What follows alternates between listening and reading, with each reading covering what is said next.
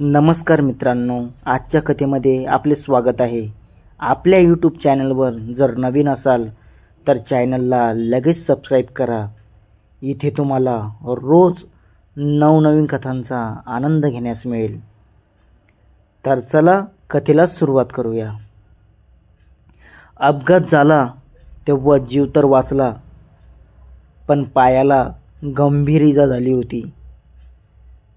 शुद्धीवर आलो तेव्हा समोर हॉस्पिटलची पांढरी छत आणि त्याच्या मधोमध ती दिसली, एक नर्स साध्या निळ्या साडीत, केसांचा अंबाडा आणि गोड हसणारे डोळे। तुमचं नाव? आदित्य, मी कापऱ्या आवाजात सांगितलं। ती मंद हसली। आदित्य, तुम्ही आता सेफ आहात, विश्रांती घ्या। त्या दिवसापासून तिचं नाव लक्षात राहिलं, स्वरा। ती माझ्या केअरमध्ये होती। दर दिवशी औषध, इंजेक्शन, पट्ट्या बदलणं तिच्या हातून होत, पण प्रत्येक दिवशी तिच्या स्पर्शात एक अलगच ऊब जाणवायची। हळूहळू तिची बोटं माझ्या हातावरून जात, पट्टी लावताना तिच्या बोटांच्या नाजूक गारव्याने माझ्या त्वचेवर एक वीज चमकायची। एकदा ताप वाढला म्हणून ती उशिरा रात्रीच्या शिफ्टला आली। रूममध्ये फक्त मंद पिवळा प्रकाश होता। मी अर्धवट झोपेत होतो, पण तिचा हलकासा स्पर्श जागा करून गेला।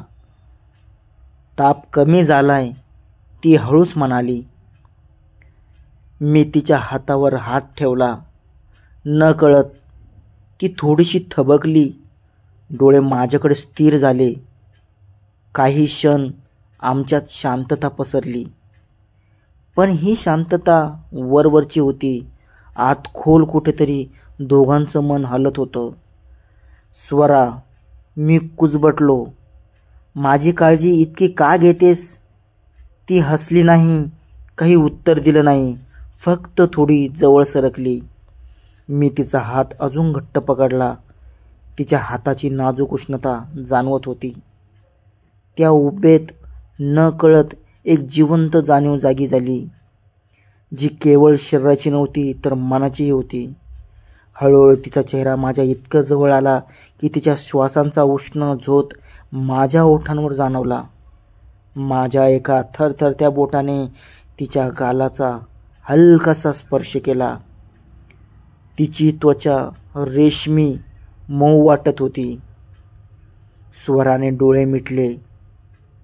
त्या क्षणाला कोणतेही शब्द नव्हते, कोणतेही विचार नव्हते, फक्त एक अपरिहार्य ओढ होती। जणू आपोआप आम्ही एकमेकांत ओढले गेलो। हळूच माझे होठ तिच्या ओठांवर टेकले।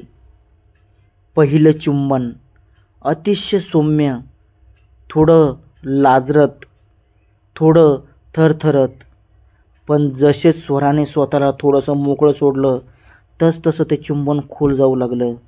तीही मला अलगद परत मिठीत घेऊ लागली। माझ्या एका हाताने तिच्या कंबरला हलकसं स्पर्श केलं।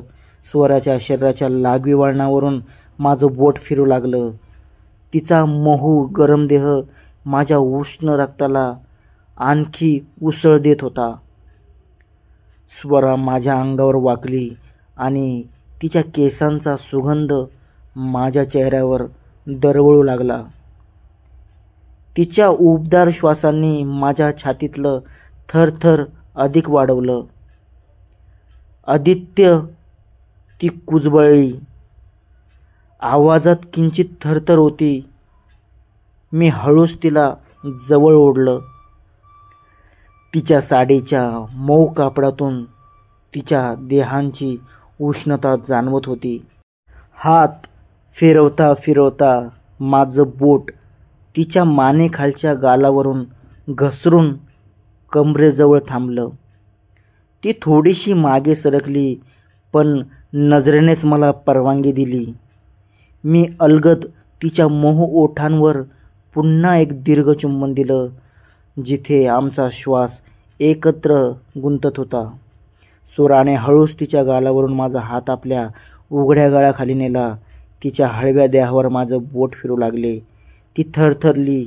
तिच्या नाजूक श्वासातली गती वाढली होती.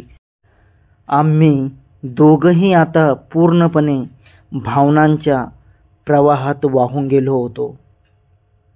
ती माझ्या छातीवर हात ठेवून अलगद माझ्या जवळ आली. मी तिच्या मानेवर ओठ ठेवले. तिचा देह थोडासा मोडला. नकळत एक मृदू उसास घेतला. तेवढ्यात हॉस्पिटलच्या कॉरिडॉरमध्ये कोणाचे तरी पावलांचा आवाज झाला आणि आम्ही दोघं दचकून थोडं दूर झालो.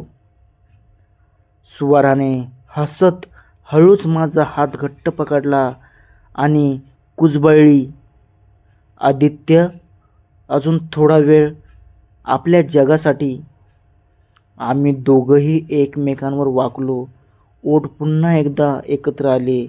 त्या शांत हॉस्पिटलच्या खोल्या, थंड हवेतल्या हलक्याशा कुजबजणाऱ्या क्षणामध्ये आम्ही प्रेम, उत्कटता आणि वासनेचे एक सुंदर गहिरं नातं विणत होतो. त्या रात्री औषधापेक्षा जास्त एकमेकांच्या स्पर्शाने आणि प्रेमाच्या ओलाव्याने आम्ही बरे झालो होतो. हॉस्पिटलमध्ये घडलेले ते क्षण दोन जीवांच्या हृदयात खोल रुजले होते. स्वरा नेहमीसारखी परत आपल्या रुटीनमध्ये होती, पण तिच्या नजरेतला मंद प्रकाश आणि हलकीशी लाजरी मिठी दोघांच्या मनात एक गोड अनामिक नातं उमलू लागलं होतं. एक दिवस मी डिस्चार्ज झालो. बाहेर यायचा आनंद होता, पण स्वराला मागे सोडायची एक असह्य ओढही होती. डिस्चार्जच्या दिवशी मी तिच्या हातात एक छोटासा कागद दिला, माझा फोन नंबर आणि एका छोट्याशा वाक्याने भरलेला, हे नातं फक्त या 4 भिंतीतच थांबायला नको स्वरा. ती फक्त हसली, पण डोळ्याखाली थोडं ओलसर झालं होतं. 3 आठवड्यानंतर मला एक फोन आला. हाय आदित्य, मी स्वरा. माझं हृदय धडधडायला लागलं. मी त्याला एका कॅफेमध्ये भेटायला बोलावलं. ती साध्या गुलाबी ड्रेसमध्ये आली होती, केस मोकळे सोडलेले. तिच्या डोळ्यात ओळखीचं गोड हास्य. मला पाहताच ती लाजली. स्वरा, मी हलकं म्हणालो. तुला बघताच ते हॉस्पिटलचं थंड वाऱ्याचं जग पुन्हा आठवलं. ती काहीही बोलली नाही, फक्त समोरच्या खुर्चीवर बसली. तिच्या बोटांचा नाजूक थरथर मला जाणवत होता. कॅफेमधून बाहेर पडलो. अचानक पाऊस सुरू झाला. दोघं एका मोकळ्या छताखाली थांबलो. पावसाच्या धारेत तिचे केस थोडे भिजले. ओठांवर हलकीशी थरथर आली होती. मी हळूच तिच्या केसात हात फिरवला आणि तिच्या कपाळावर ओठ टेकवले. ती माझ्या छातीशी हलक्याने टेकली. माझ्या हातांनी तिच्या कमरेवरून एक सौम्य फिरकी घेतली. तिच्या मऊ देहांच्या उबदार वळणांना हातांनी गोडसर शोधत राहिलो. स्वराचा थरथरत असलेला श्वास माझ्या गळ्याजवळून घासून गेला. आम्ही तिथे पावसाच्या थेंबामध्ये एका निरभ्र क्षणात हरवून गेलो. स्वराने माझ्या गालावर ओठ टेकवले. हलकं चुंबन. त्या हलक्या ओलाव्यात एक गहन वासना होती, जिथं देहांची हाव नाही, पण मनाच्या कोपऱ्यात दाटलेली जाणीवांची तहान होती. माझ्या हातांनी तिचा चेहरा अलगद धरला. तिच्या डोळ्यात पाहिलं, जिथं कुठलाही लफवाछफवी नव्हती, फक्त पूर्ण समर्पण होतं. आदित्य, ती हळूच कुजबळली. माझं आयुष्य खूप वेळा जखमी झालंय, पण तुझ्या स्पर्शात मला पहिल्यांदाच स्वतःला विसरायचं वाटतंय.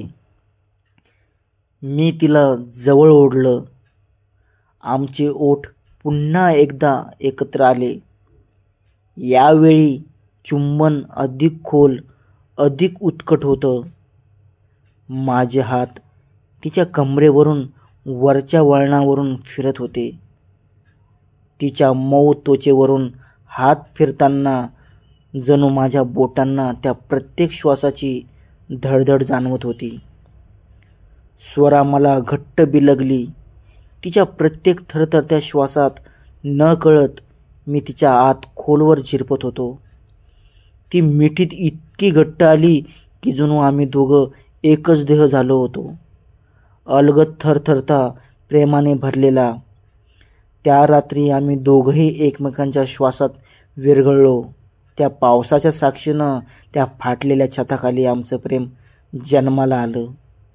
गर्वाने, लाजरेपणाने आणि अपार उत्कटतेने त्या दिवशी पावसात भिजतच आम्ही एकमेकांना घट्ट मिठीत घेतलं होतं. हळूहळू पाऊस कमी झाला. स्वरा माझा हात धरून म्हणाली, इथेच थांबू नको ना, चल माझ्या घरी. तिचं घर हॉस्पिटलच्या मागच्या कॉलनीत होतं. छोटंसं पण टापटीप.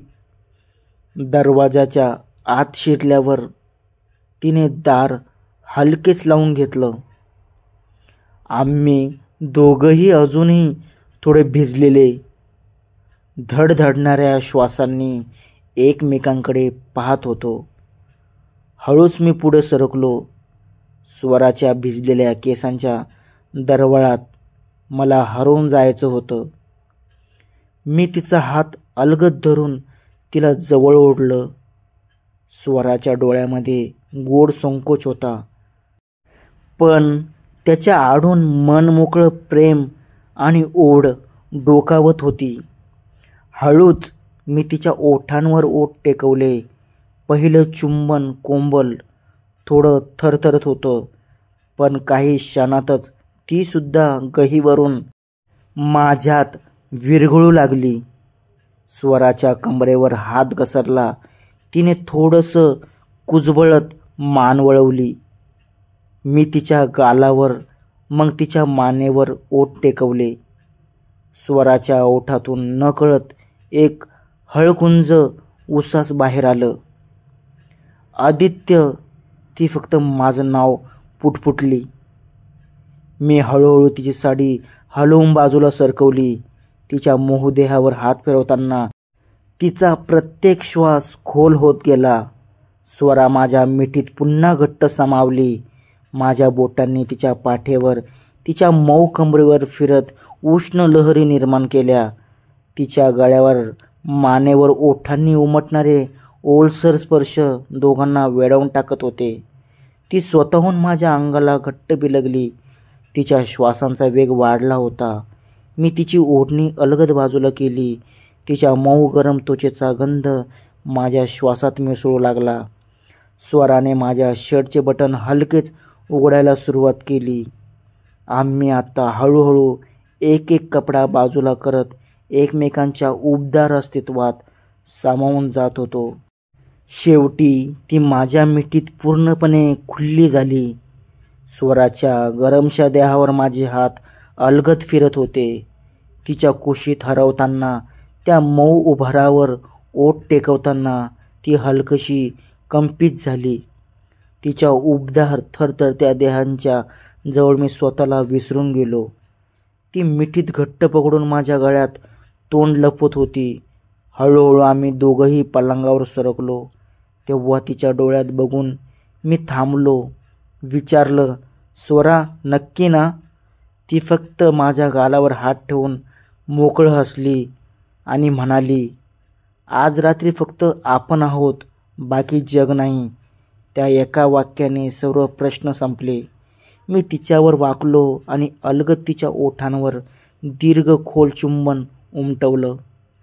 माझे होठ तिच्या गरम त्वचेला शोधत खाली घसरले. गळा, खांदे, मोकळा उबदार देह. स्वराने डोळे मिटले आणि संपूर्ण तनामनाने स्वतःला माझ्यात विरघळून दिलं. त्या रात्री आम्ही एकमेकांच्या श्वासात, ओलाव्यात, धडधडत्या उष्णतेत विलीन झालो. देहाची मर्यादा पार करून मनाची तहान भागवत प्रेमाच्या उबदार थरथरत्या लाटामध्ये आम्ही हरवून गेलो. आणि त्या रात्रीचा प्रत्येक क्षण, प्रत्येक स्पर्श ते केवळ वासना नव्हता, तर पूर्ण समर्पण होतं.